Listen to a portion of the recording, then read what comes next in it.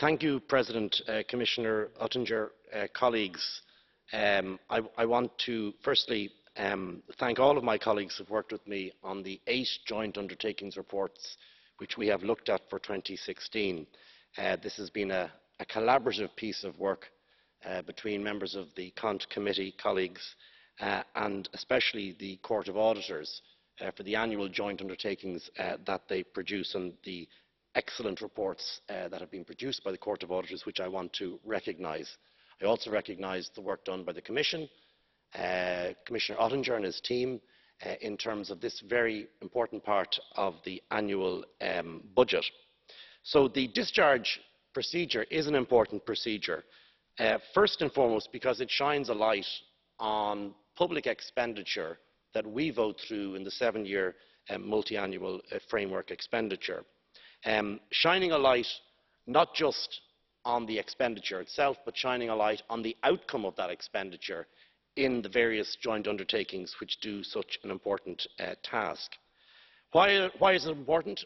First and foremost, it's important because we need more research and innovation across the European Union. It's crucial for jobs, it's crucial for growth, it's crucial for Europe's fight back after the crisis. So investing with industry in key areas is good for jobs and good for the economy. We're talking here, looking back in 2016, in the reports that have been produced by the Court, of expenditure of about €1.8 billion in terms of collaboration with the private sector. That's about 1.3% of the total budget.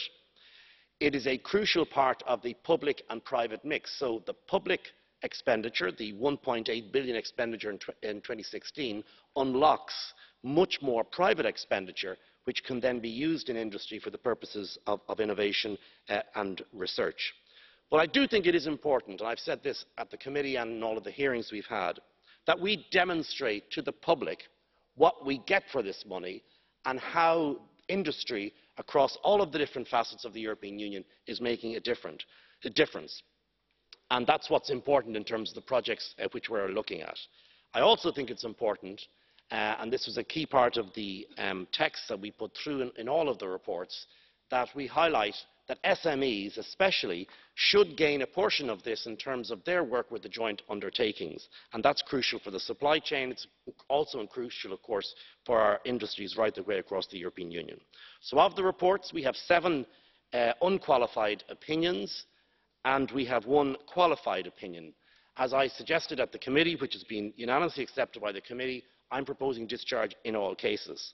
I think good progress has been shown this year in terms of improvements on internal controls, an improvement also on in-kind contributions.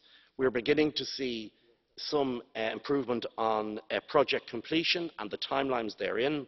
Ex-ante controls have been improved, and the error rate reduction, I think, has to be welcomed in all of the reports.